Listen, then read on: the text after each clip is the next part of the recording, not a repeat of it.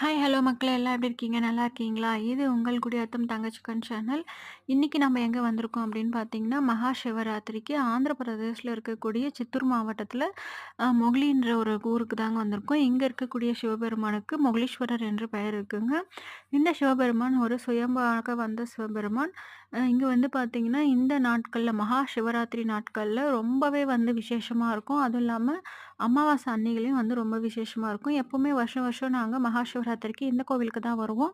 இன்னைக்கு வந்து பார்த்தீங்கன்னா, நைட் டைம்ல வருவோம். நைட் டைம்ல வந்துட்டு நாங்க அப்படியே சாமிய பார்த்துட்டு, நைட்டு முழுக்க கண்ணு முழிக்கிறதுக்கு எங்களுக்கு கரெக்ட்டா இருக்கும். பட் இந்த டைம்ல டே டைம்ல வந்ததுனால, நாங்க நைட் டைம்ல தான் எப்பவுமே ரஷ்ஷா இருக்கு அப்படின்னு நெனச்சுட்டு இருந்தோம். பட் டே டைம்ல அத விடவே டபுள் மடங்கு ரஷ் இருக்குங்க.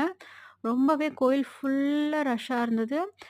இந்த பார்த்தீங்கன்னா, கோவிலுக்கு பேக் சைட்ல வந்து பார்த்தீங்கன்னா, ஒரு மண்டபம் இருக்குங்க. அந்த மண்டபத்தில தமிழ்நாட்ட சேர்ந்த குடியாத்த ஊர்ல பிச்சனூர்பேட்டையிலேருந்து போயிட்டு அன்னதானம் வந்து போடுறாங்க. இந்த அன்னதானத்தில வந்து பார்த்தீங்கன்னா, ஃபுல் மீல்ஸ் சாப்பாடு சூப்பரா போட்டிருந்தாங்க.